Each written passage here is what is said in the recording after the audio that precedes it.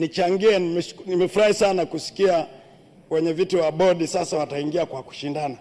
Hili ni jambo zuri sana, na mimi leo ni kama mara ya 4 nazungumza. Mwenyekiti wa bodi ndo mbeba maono. Sasa mara nyingi imekuwa kama cheo cha shukrani.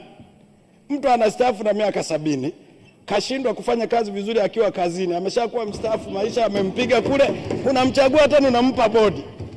Hana atachopoteza na muda wake wa Mungu umeshafika miaka 70. Kwa hiyo anaenda pale kukaa tu na kusinzia, matokeo yake tunaanza kusumbuana.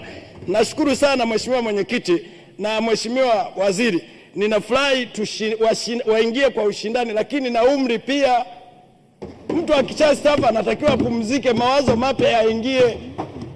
Na mimi natoa mfano mmoja. Tulipata mwenyekiti kwenye kamati yetu ya nishati, Nyasao, ambaye sasa ni waziri wa ulinzi. Ni kijana, kapiga kazi vizuri, kapelekwa UNICEF, kapiga kazi vizuri, leo waziri hapa. Sasa unachukua mtu amesha expire, tena unamtundika kazi ya kuzurura. Haiwezekani.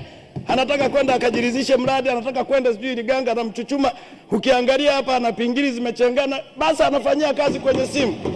Mimi nadhani hili wazo ni zuri kabisa Mheshimiwa Waziri, kwamba ipatikane hiyo kazi kwa ushindani, lakini pia na umri uweko, kwamba tunashindana na watu wa design gani. Ukishindanisha watu wameshastaafu na uwezo, hawezi kukompiti na kijana wa miaka 45 katoka chuo kikuu lakini ana mawazo mazuri. Kwa hiyo niombe sana hilo tuliweke kama ninavyoshauri. Swala lingine, Mheshimiwa, bado nasema utekelezaji wetu wa mipango inakuwa mizuri, lakini serikali mnakuwa hamuongei lugha moja. Natoa mfano wale mnaotoka Dar es Salaam. Sisi tulipanga vizuri, tutajenga barabara za mwendo kasi, tutajenga barabara za njia 4. Nyinyi mnaopita ile barabara ukishuka airport, niambieni mmefananisha na nchi gani ile barabara? Tunazunguka wote huko duniani. Nchi gani unatoka airport vizuri, ukishaingia barabara ya kwenda posta, yani gari inaenda hautulii, inazunguka hivi, wakati huku mliacha eneo. Ni ramani mliitoa wapi ya njongi hizo kona kuanzia mwanzo mpaka mwisho?